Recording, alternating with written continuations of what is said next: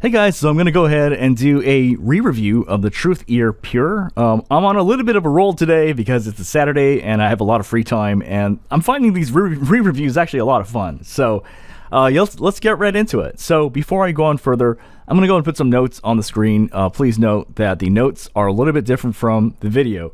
Today they're a little bit more bare bones because I don't have time to make it all magazine look, so to say, but it'll give you pretty much the information you need to know.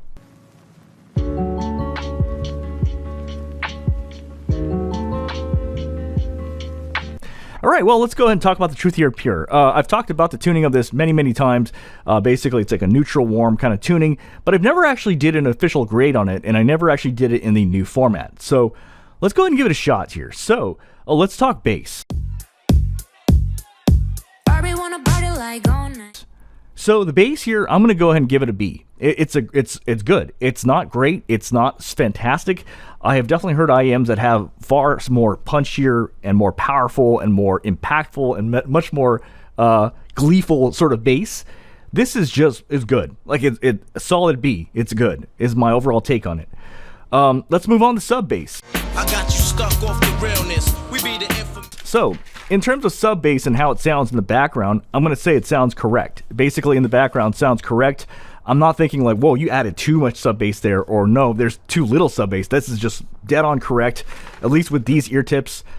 Stock ear tips, I don't know. I don't have them. I threw them away and I burned them. They're gone. So, I pretty much am using Tang Senkai balance bore for the entire review.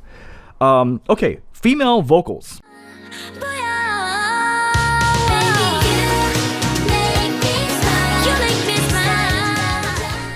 So for female vocals, again, I'm going to go ahead and give it a grade of B. I thought it's good. See, the thing is, with female vocals on this IEM, if I gave Cadenza 4 an A, and if I gave like really high scores for Civica Q and Studio 4 and Kiwi Ear Astral, then this is not at that level. This is one step below that, right? So to me, this is good. Like basically, when it comes to female vocals, when I listened to on all the songs, I was like, it sounds good, but it doesn't sound great. You know what I mean? And there is one thing I'm realizing about this IEM is that it's a well-rounded. It's a all-rounder. It's pretty good at bass. It's pretty good at soundstage and technicals, even though I made a video review not so long ago where I was kind of downing on it. But if you read my notes, it makes you realize today, as I listen to it today, you know, this is a well-rounded IEM. It's pretty good at everything, but it's not good or excellent at any one thing, except, and now we're going to go into the next section, male vocals.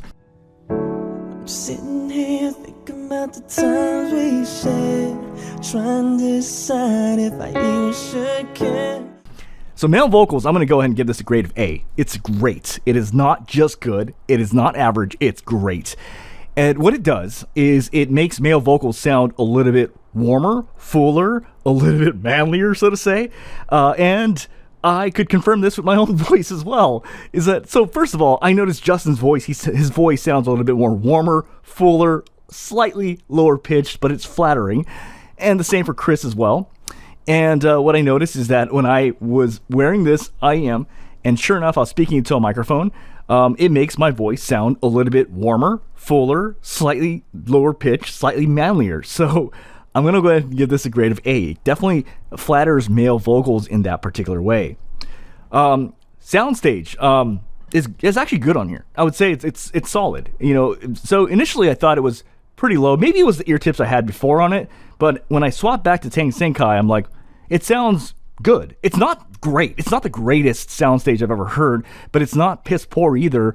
And it's good. It's not even average. I would say it's pretty good. A little bit off topic, but actually kind of interesting. This is actually hilarious, but this actually might end up being a great sound test I'm going to be adding. I shit you not. This literally happened. I was like listening to the Truthear Pure, and I was typing notes. And you know how YouTube just goes on to the next song? It just like clicks. So there's this one song, like kind of like a guilty song I like sometimes. Then it's like I'm guilty that I like it, but then it's a song by Backstreet Boys. It's basically like I want it that way. But in the beginning of that song, there's this airplane effect, and I'm gonna play it right now, where it goes like this.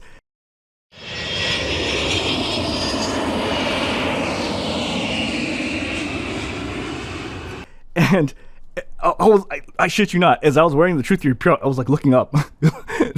So this tells me that the soundstage and imaging is pretty damn good on this. Like, it literally felt like an airplane was flying over my head. So either that or that's a really good test track. Again, I'm going to play it so you guys can check it out. It's just funny. Anyway, what I'm trying to tell you is the soundstage on this is pretty damn good. It's decent.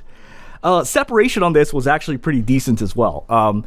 So basically, there's this track in Luna where all this shit comes in, like vocals and bass and all this, and I just want to get a sense of how it separates everything out. And the impression and what I wrote down was, it's not great at it, but it's not terrible at it. It's just, it's decent at it. And that's the overall theme about the Truthear Pure. It's decent at almost everything, but it's excellent with male vocals. Okay. The other thing I want to talk about is harsh instruments. So,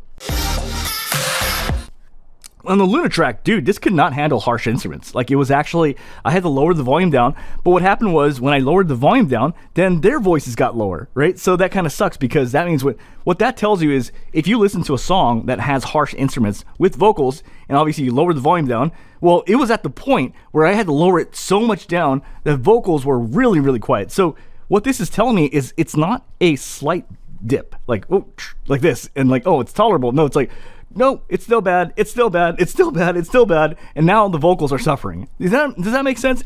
What I'm trying to tell you is, this isn't very good at dealing with harsh instruments. When it gets spicy, you're going to hear it, you're going to feel it. So keep a note of that. Okay, next thing, let's go talk sibilance. Be found in Season 7, Episode 6 of Sun is down, freezing cold. Gotta go somewhere, so can we make this quick? So the sibilance scores on here are actually, they're okay. Basically what happens is, at regular volume, you're not going to get a whole lot of sibilance, but then when you crank up the volume, it does get a little bit spicy, right? So, but it's not egregious. I would say it's like, it's okay. So I would say sibilance scores are average. Okay, let's talk comfort. So comfort is, this sucks for comfort. Honestly, I hate this shape. I don't know whose idea it is to make little hexagon shapes out of this.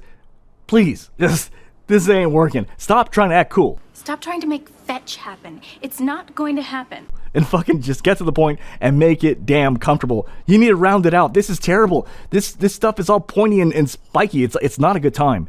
So I hate the comfort on this. I think that's actually one of the reasons why this IM, I'm being truthfully dead honest with you. I love this IM a lot, but I don't really listen to it a lot because it's not comfortable, right? So that could be a dead ringer for you. I don't know. Yeah, so that's my overall 2 cents in a nutshell, and we'll go from there.